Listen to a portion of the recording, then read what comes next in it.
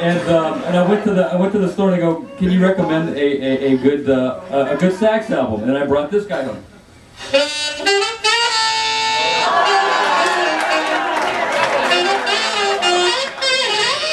You know, all these loud, growly sax players. So that's where this came from. And then the cream of the crop, I discovered this guy.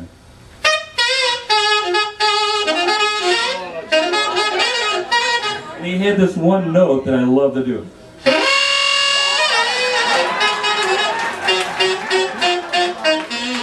So that was my background, all these loud, screaming sax players. So somehow I got brought up with this delicate, sweet, classical thing and then morphed into Junior Walker, I don't know. That's great, man. That's great. Well, for me, most of you know, it started out with Maceo Parker, and then it blended into Cannonball Adderley. Now, Cannonball keeps me humble. Every time I hear a Cannonball record, I say, back to the drawing board, there's more work to do. You know, he's such a phenomenal player, and the thing I like about Cannonball is the fact that he's quite the technician, but he's also soulful. You feel it here, you know, and he bridged the gap between the two, and he was such a stellar and very articulate person. I wish I had a chance to meet him. And that brings me to my next question. If there was somebody who is no longer with us that you would have the chance to speak to or hang out with, who would that person be? Good question. That is a good question. Well, you know. Gerald, Albright, coming up with the questions.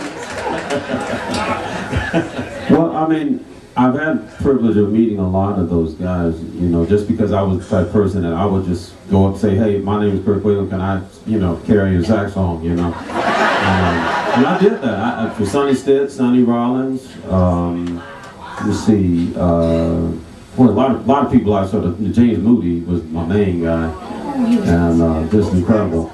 And in fact, when I was 19, I had a scholarship. I studied in France, studied French.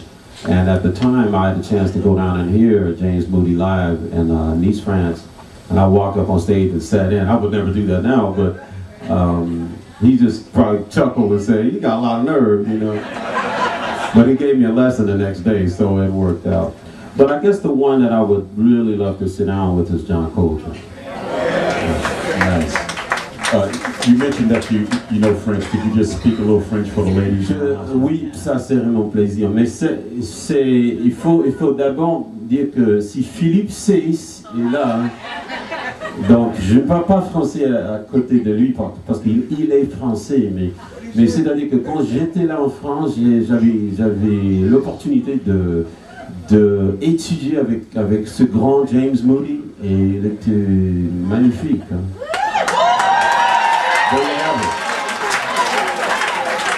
In other words, bilingual at its best. We're all bilingual, man. Music and English. Yeah, right.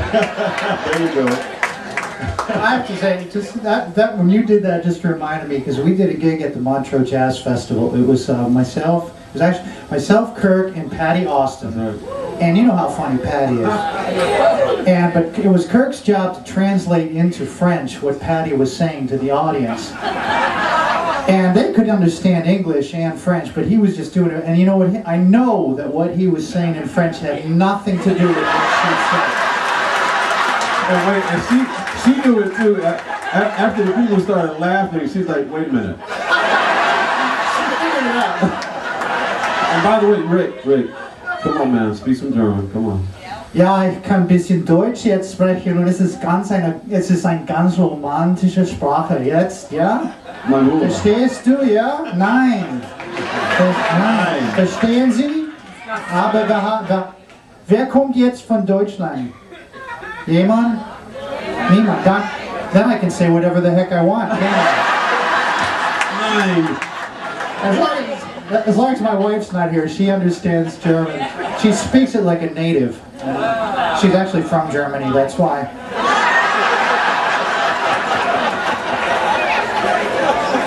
That's great. So what was our question? I forgot. He's so distractible.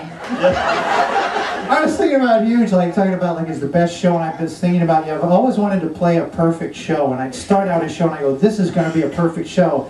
And by about a quarter of the way through, I forgot that I was trying to play a perfect show. which is probably good because I don't think I ever have. That's the thing.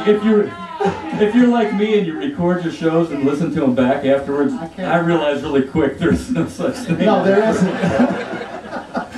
But I have to say, and I was thinking about that because there's so many people, and of course Clifford, because I just spoke about him, and he seems personality-wise that it would have been a really fun hang. But I would love to have met Clifford. I would love to have met Miles. I would love to have met, I did get a chance to meet Freddie Hubbard, which was a real special thing for me. But I think Louis Armstrong, because you think about the times that Louis lived in and what a difficult time it was to be a black man in American society. And he absolutely rose to the top of the entire entertainment world, and I think that man holds the record for a period of time having a #1 hit. I mean, I think his last hit was Roll Out Those, no, it was, no, what was his last hit? I See Fields of Green. That was Wonderful World. So he was making hit records and being a movie star and playing trumpet like nobody played trumpet, and singing and making it all look like it just came, oh man, it just came smiling, you know what I mean? And so I would love to, I mean, what would it be like to walk into a room with Louis Armstrong and say, hey, you know? Absolutely.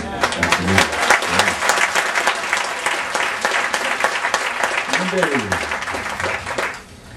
I gotta say, I want to meet Miles Davis. I would want to meet Cannonball Adderley, definitely, because I would just have a slew of questions. I just want to hang out. I'd want to have a beer, you know.